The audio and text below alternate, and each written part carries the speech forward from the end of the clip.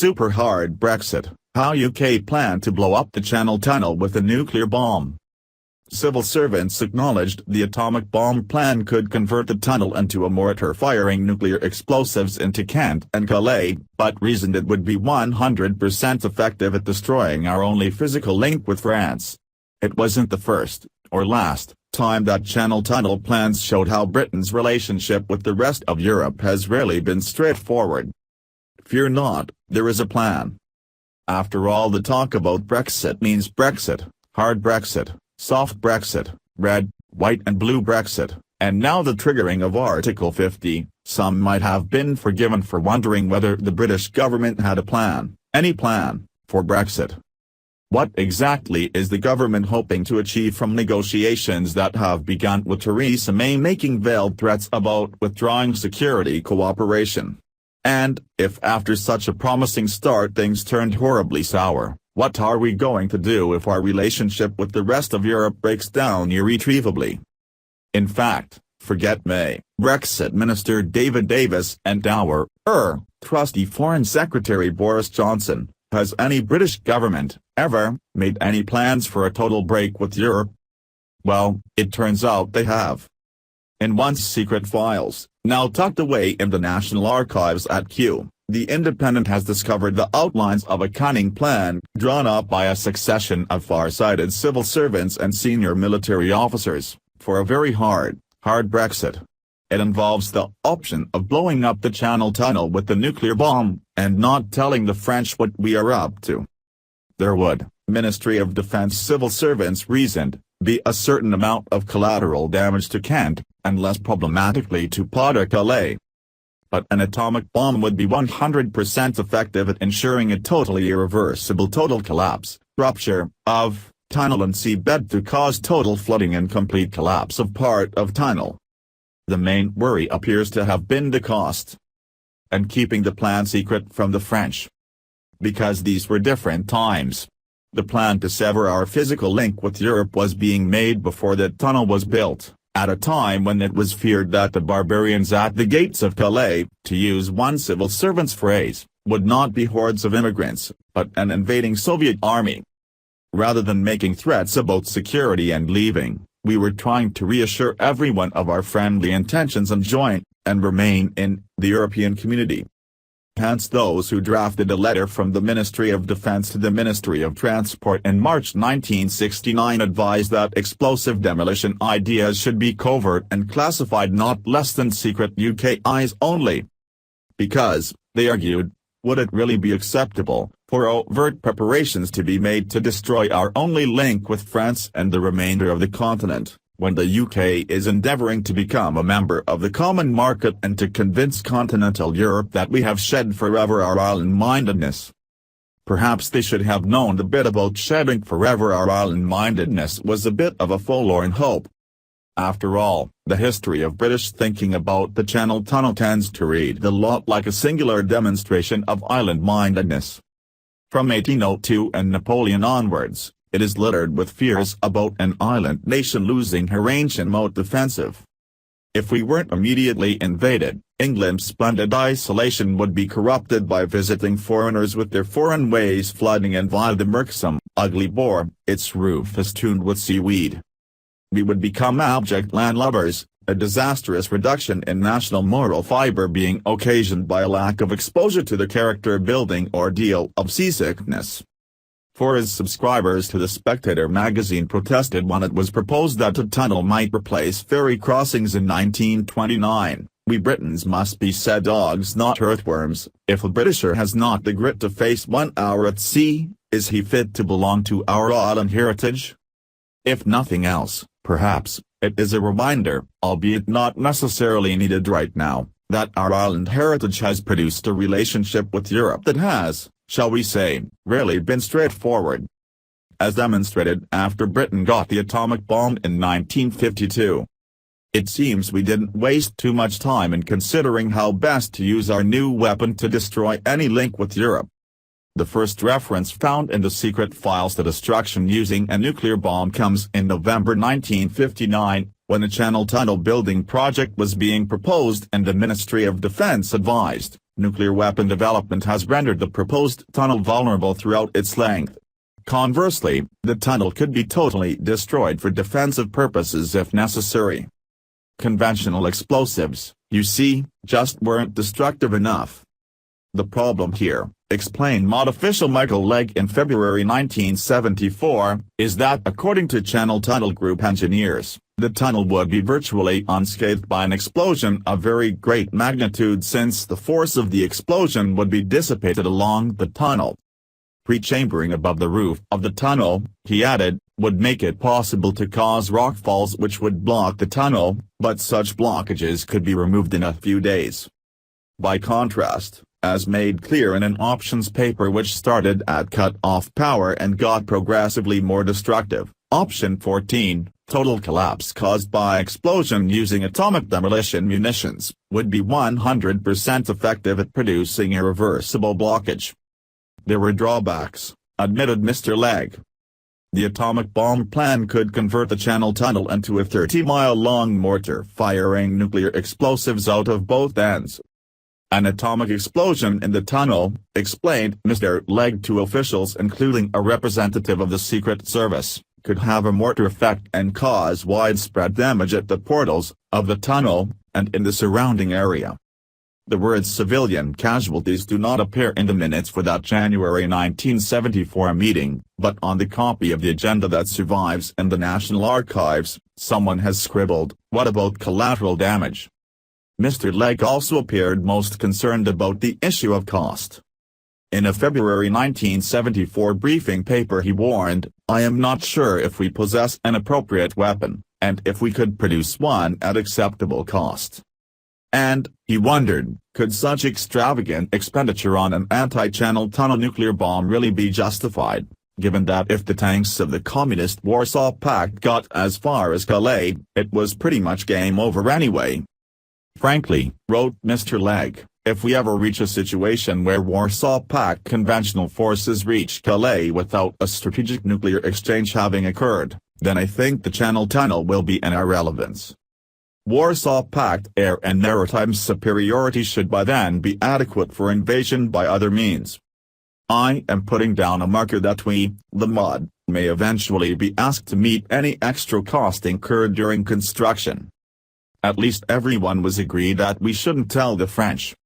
The unanimous view was succinctly expressed in 1969 by Brigadier John Constant, head of the Channel Tunnel Engineering Division at the Ministry of Transport, a man seasoned by wartime service as a sapper in the Western Desert and Burma.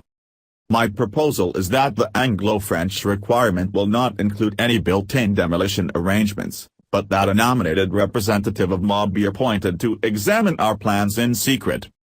In the very next sentence, he gleefully told his friend on the Chiefs of Staff Committee, "You may recall that a previous Channel Tunnel plan included an exposed section at the French coast, so that it could be bombarded by the Royal Navy when so inclined." In fairness to the brigadier, his attitudes were probably far more advanced than those that had prevailed among military men for most of the previous 167 years. Ever since a Channel Tunnel was first proposed in 1802, it had been, as the Department of Transport acknowledged in 1971, haunted by the spectre of foreign dragoons galloping out of the ground in Kent. The first idea, from French engineer Albert Mathieu Favre, for a candlelit tunnel used by horse-drawn vehicles, was scuppered by the invasion fear created by the antics of Napoleon. Britain declared war on France in 1803, partly because we felt insulted that Napoleon had suggested we deserved no voice in European affairs. Emperor Napoleon III, Bonaparte's nephew and heir, found more favored when he enthusiastically endorsed another Channel Tunnel proposal in 1865. Queen Victoria was keen, because she tended to get seasick. Unfortunately, the government of the day was led by Lord Palmerston, a man fonder of gunboats than tunnels, and not known to suffer from seasickness. Then in 1882, Sir Edward Watkins' Submarine Continental Railway Company announced that using Captain Thomas English's marvelous new boring machine, they could dig to Calais by 1886. Cue a great ferment, as Prime Minister William Gladstone called it. At this stage in British history, it seems, the liberal metropolitan elite was implacably opposed to closer ties with Europe. A 1,070 signature petition against the tunnel was signed by everyone from Queen Victoria's gynecologist to the Archbishop of Canterbury via Alfred, Lord Tennyson. Gladstone blamed public opinion manufactured in London by great editors and clubs, backed by the military and literary authorities and the social circles of London. He stood little chance against the hero of the hour, Lieutenant General Sir Garnet Wolseley, fresh returned from his triumph against Yurbi Pasha at the Battle of Tel el-Kebir, who warned a military commission the tunnel would be calamitous for England.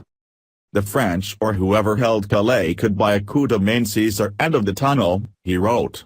Dover would become a tete-de point, from which they could issue forth with any large army they chose to bring through the tunnel. From that moment, we would cease to be an independent power. The resulting national mood was summed up by a cartoon in Punch magazine. It showed an invading army rushing from the mouth of a tunnel drawn to resemble an all-devouring snake. Readers who looked closely enough saw that every soldier was an armor-clad frog. By the time a channel tunnel was again mooted in 1929, the military had devised further objections. A retired admiral informed the press that the tunnel would lead to a decline in the British seafaring industry, with skilled seamen lost to unemployment. In time of war, instead of being able to call upon a ready pool of 100,000 men who are not subject to seasickness, the Navy would have abject landlubbers who must be trained in seamanship and get their sea legs before they ever try gunnery. It wasn't just the military men who were worried. The doctrine of England's splendid isolation was cited in some quarters, wrote the correspondent of the American magazine Popular Mechanics, and the fear expressed that quick and comfortable train journeys, through the tunnel, would make England a holiday resort for hordes of more or less undesirable people, who would introduce foreign customs, deface the countryside and otherwise interrupt English habits of living. The Spectator magazine of February 1929 duly noted the rather misty argument that no one knows what changes our national psychology would undergo were we materially linked to the continent. The most passionate appeals, it added, are from the hearts of those who feel themselves descendants of a proud seafaring race. One subscriber vowed never to swap the fresh sea breezes on a boat for something damp and stuffy, with water trickling down the sides, and a roof festooned with seaweed. And Miss F.M. Griffiths, of Harborne Road, Edgbaston, Birmingham, won a 5-guinea prize for her entertaining poem invoking Britannia and condemning such treason to sentiment, to history and tradition.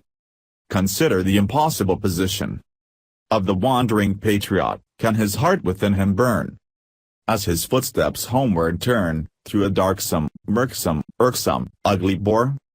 Can his manly bosom swell, as it towed to, crossing over, at the first soul-stirring sight of the dear white cliffs of Dover? Why traitorously burrow 'neath her ancient moat defensive, and force the dame to barter her trident for a spade? A trident that has made our fiercest foes afraid, and our empire so extensive. The 1929 plan was shelved. It wasn't until 1949 that the senior officers came round to the view that, actually, a channel tunnel might be militarily advantageous. With the Cold War starting, they decided a tunnel could be of assistance in getting reinforcements as swiftly as possible to the British Army on the Rhine in the event of a Soviet attack, although they insisted that if we wanted a channel tunnel, we needed a foolproof way of destroying it. Thereafter objections from military figures tended to be of the more esoteric kind. In October 1968 retired Group Captain Eugene Veal, former Director of Operational Requirement at the Air Ministry, now a thriller writer, contacted the Times to warn about the newly proved theory of continental drift. Veal, the Times reported, suggests the continent of Europe and Britain are imperceptibly drifting apart. Even a fraction of an inch might be enough to fracture the tunnel and flood it. Geologists, though, were skeptical and, as the Times hinted, Veal may have been a bit biased.